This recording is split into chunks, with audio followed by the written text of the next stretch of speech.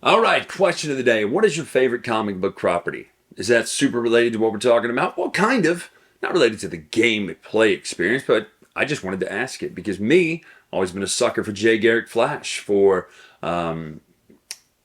Justice Society of America. Always loved Jeff Johns' whole run from basically Green Lantern Rebirth all the way until his last issue. I mean, just everything the guy touched on that was great. So what's your favorite comic book property? I'm Batman. I'm Batman. I'm Batman. I am Batman. I'm Batman. Batman. I'm Batman. Because today we're talking about, let me make sure I get this right, Super Skill Pinball, Harley Quinn Ball. You sure about that? It rhymes. See, this is a new installation in the Super Skill Pinball games. We had Ramp It Up before. I think I got the name right for once.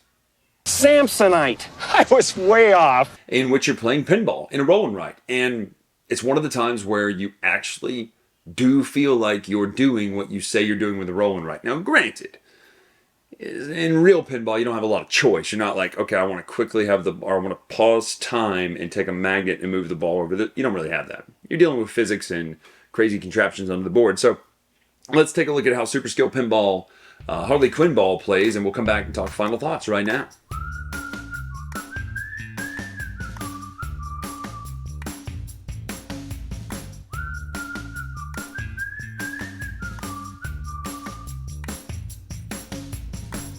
All right, this is Super Skill Pinball Harley Quinn Ball. That's right, I got the title right. And that's very important, people. Get the title right. Now, what's important about this game? It is a roll and write, all about pinball. That's right, you're playing a game of pinball in roll and write style. So basically, you're going to slow that motion down from hypersonic speed to very slow and play roll and write of pinball. Now, I love the concept of this game.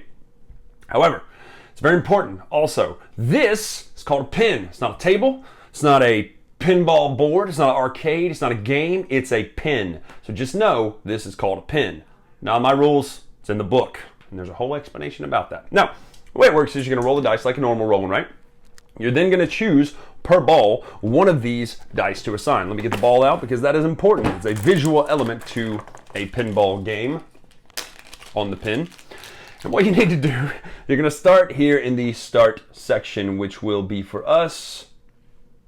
Well, that'd be great if I knew. Start.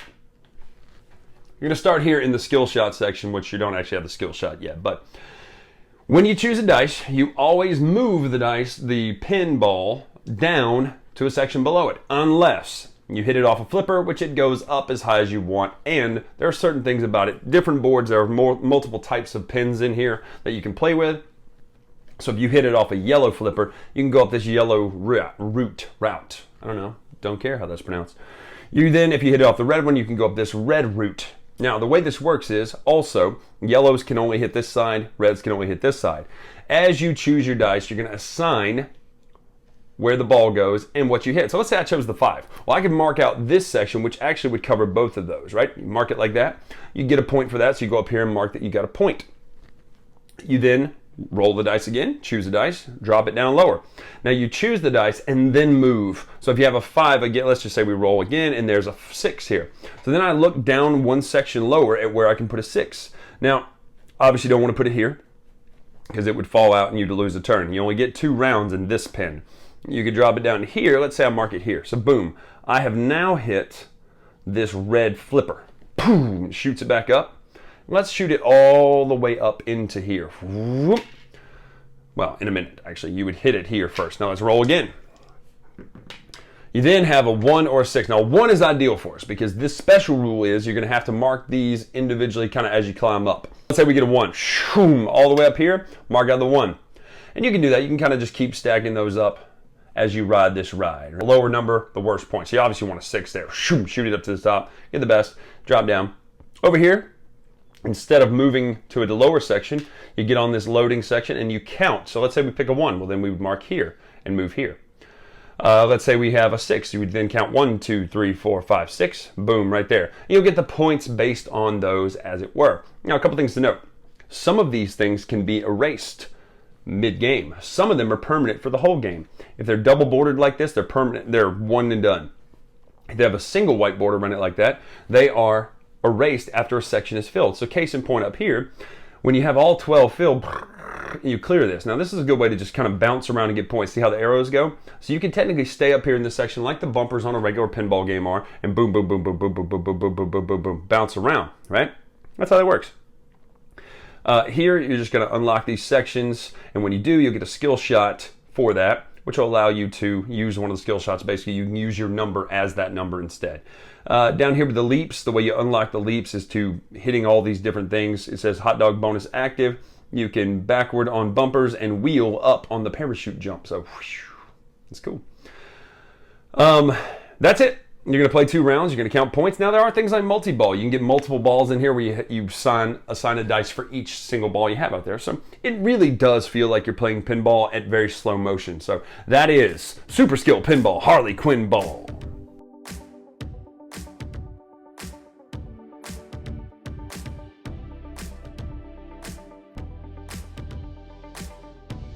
All right, that's Super Skill Pinball Harley Quinn Ball, which is actually really fun to say.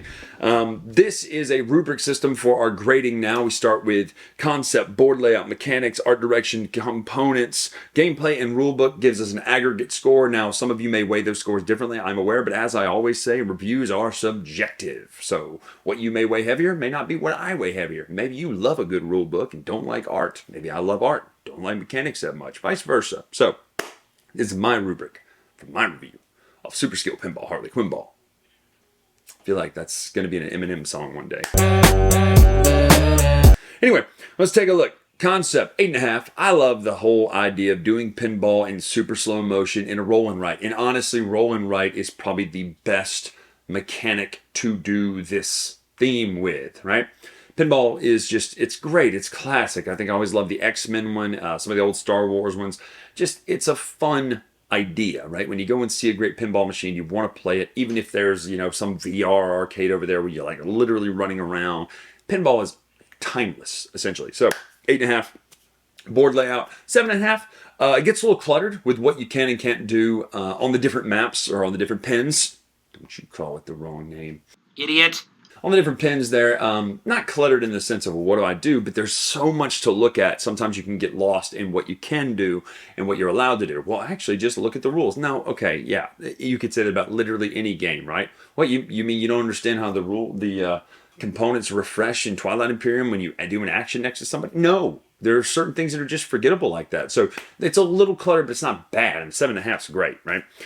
Mechanics, also 7.5. The reason I give it a 7.5 is not because it's lacking. It's just because it is roll and write. And you're limited by roll and write. I like roll and writes, but I've never given a roll and write more than, 7.5, 8. So this one does it pretty well, actually, the whole concept. Mechanics are 7.5. Art direction. This one I'm going to give a 7 only because some of this stuff, like I said, gets a little muddled. And you forget, okay, well, what do I do here? Because here's the thing. Art direction, my criteria for art direction is I want to be able to look at a symbol on a board and know what it means. Now, yes, I could go back and look in the rule book every time I have to, but I don't want to do that. And I'm not saying you would have to for this, but for this game, some of the symbols and stuff, not even the symbols, some of the rules about what you can do with certain special things off the flippers can get a little confusing at times, but not horrible. So 7 is not a bad score anyway. I feel like I'm over-explaining for a reason here. Art is an 8.5.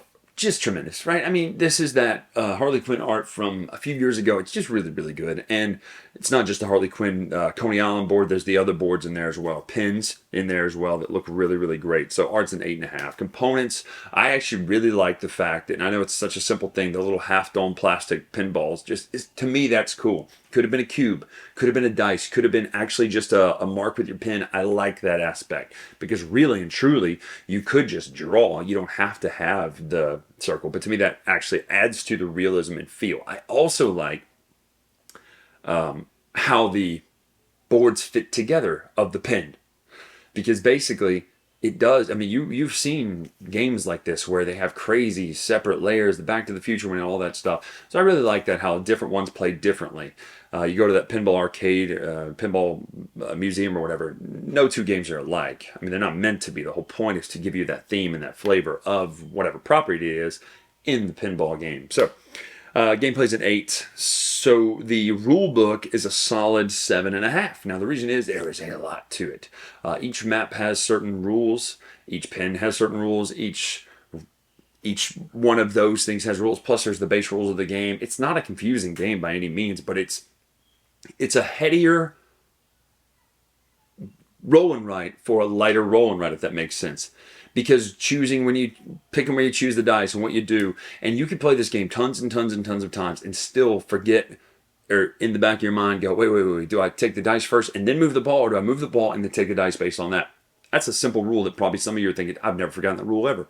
It's possible. It happens. Even late in the game where you go, oh, dang, I can't do that. Shoot, I got to redo my whole think process. So total comes to a 7.5. Actually, it's a little over 7.5, but we round close to halves and ups as to the half. So 7.5 actually be a 7.7 if we gave it that. But really, I like this concept when it comes to roll and writes. I like pinball in the first place, and I like the DC Comics property to it. Does it add a ton of theme to it? But no, neither does pinball, right? You play a pinball machine and you're not like, oh my gosh, that was just like watching the movie or reading the book or playing the console version of a game. Of course not. It's pinball, and that's the whole point. So that is Super Skill Pinball, Harley Quinn Ball. I'm Bryan Drake here on the Dice Tower. Make sure to follow me on Instagram at Dice Tower Bryan. Carl is always updating with great pictures of what we're playing lately. And until next time, I'll see you.